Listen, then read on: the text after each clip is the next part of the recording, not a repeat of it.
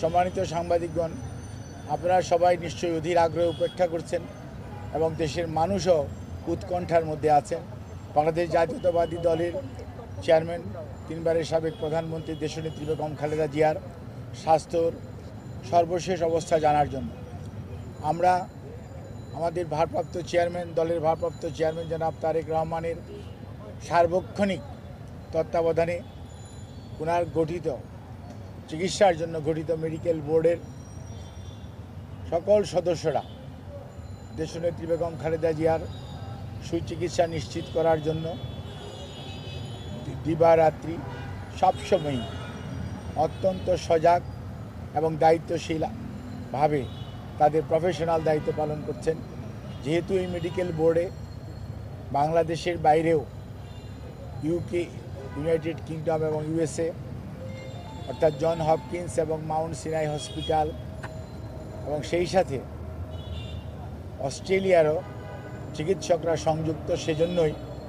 আমাদের এই টাইম ডিফারেন্সের জন্য আপনার মেডিকেল বোর্ডগুলো সাধারণত রাত্রিবেলায় করতে হয়, যাতে আবার খেয়াল রাখতে হয় যাতে অস্ট্রেলিয়ার জন্য খুব গভীর রাত্র না হয়। সব কিছু মিলিয়ে চিকিৎসকরা অত্যন্ত নিষ্ঠার সঙ্গে আমাদের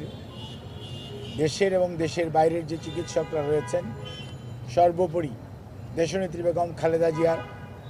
নিকট আত্মীয়, বিশেষ করে ওনার পুত্রবধূ ডক্টর জুবাইদা রহমান, উনি সার্বক্ষণিকভাবে ওনার চিকিৎসার ব্যাপারে তদারকি করছেন এবং ওনার ছোট ছেলের বউ অর্থাৎ মরহুম আরাফাত রহমান কুকুর সহধর্মিণী সৈয়দা শামেলা রহমান এবং শামীম ইস্কান্দার ওনার ম্যাডামের বোন সহ সকলেই এই চিকিৎসার ব্যাপারে সার্বক্ষণিকভাবে দলের বাইরেও ওনারা এটার ব্যাপারে সব সময় যোগাযোগ রক্ষা করে চলেছেন। দলের মহাসচিব সহ জাতীয় স্থায়ী কমিটি এবং সর্বোচ্চ পর্যায়ের সকল পর্যায়ের নেতাকর্মীদের বাইরেও বাংলাদেশের বিভিন্ন রাজনৈতিক দল যারা বর্তমানে সকল রাজনৈতিক দলের সর্বোচ্চ পর্যায়ের নেতৃবৃন্দ চিকিৎসার ব্যাপারে সার্বক্ষণিকভাবে যোগাযোগ রাখছেন, খোঁজ নিচ্ছেন এবং সর্বোপরি সরকারের মহামান্য রাষ্ট্রপতি সহ আমাদের অন্তর্বর্তীকালীন সরকারের প্রধান উপদেষ্টা ডক্টর মোহাম্মদ ইউনূস স্যার সহ সকল সরকারি সর্বোচ্চ পর্যায়ের এবং সকল শ্রেণী পেশার মানুষ উৎকণ্ঠার মধ্যে রয়েছেন। আমরা বেশ কয়েকদিন আগে অর্থাৎ গত শুক্রবারই দেশের বাইরে যাওয়ার জন্য যে সিদ্ধান্ত মেডিকেল বোর্ডের পক্ষ থেকে হয়েছিল, কিন্তু একদিকে মেডিকেল অ্যাম্বুলেন্সের কারিগরি ত্রুটি, অন্যদিকে দেশনেত্রী বেগম খালেদা জিয়ার স্বাস্থ্যের অবস্থা ওই সময়ের জন্য এয়ার অ্যাম্বুলেন্সের জন্য ফ্লাই করার উপযুক্ত না থাকার কারণে সেই সময় আমরা ওনাকে দেশের বাইরে স্থানান্তর করতে পারিনি। কিন্তু ওনার চিকিৎসার জন্য গঠিত মেডিকেল বোর্ড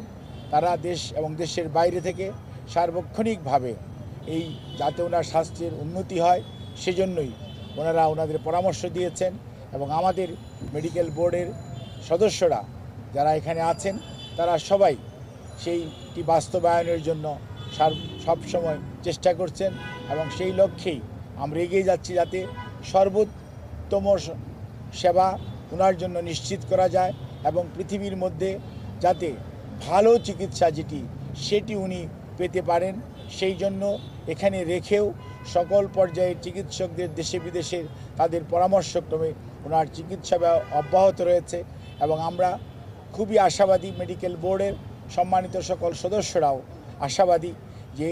ওনার সুচিকিৎসা নিশ্চিত করা যাবে এবং পরবর্তীতে হয়তো ওনাকে যে কোনো সময়ে প্রয়োজনে দেশের বাইরেও নিয়ে যাওয়া হতে পারে। এখনও এই জিনিসটি এই পর্যায়েই আপনাদের মাধ্যমে বলার সময় আসে নাই, কারণ একবার আমরা কথা বলেছিলাম, কিন্তু আমরা এক ধরনের কথা বলি, আল্লাহ রাব্বুল আলামিন কী ধরনের ব্যবস্থা ওনার জন্য রেখেছেন সেটি আমাদের কারো বা ধরাছোঁয়ার মধ্যে পড়ে না। কাজেই মহান আল্লাহ রাব্বুল আলামিনের রহমত এবং মানুষের দোয়া এবং সব মানুষের প্রচেষ্টা এবং চিকিৎসার সাথে সম্পৃক্ত চিকিৎসক, নার্স সহ সকল পর্যায়ের চিকিৎসা কর্মীদের অব্যাহত প্রচেষ্টা, সেই সাথে ওনার পরিবারের সকল সদস্য সহ দেশের 17 কোটি মানুষের উৎকণ্ঠার মধ্যে সবাই দিনাতিপাত করছেন। কাজে এই অবস্থায় আমরা আপনাদের মাধ্যমে দেশবাসীর কাছে আমরা আকুল আহ্বান জানাই, আবেদন জানাই, ওনারা যে দোয়া করছেন, ওনারা সুস্থতার জন্য সব সময় করে চলেছেন, সেটি যাতে ওনারা অব্যাহত রাখেন এবং আল্লাহর অশেষ মেহেরবানিতে দেশনেত্রী যাতে এবারে ওনার যে শারীরিক এক সংকটময় অবস্থা উনি অতিক্রম করছেন, সেটি যাতে উনি সফলভাবে আল্লাহর রহমতে অতিক্রম করতে পারে, সেই জন্য আমরা সবার কাছে সহযোগিতা চাই। আপনাদের সবাইকে অনেক অনেক ধন্যবাদ। আল্লাহ হাফিজ।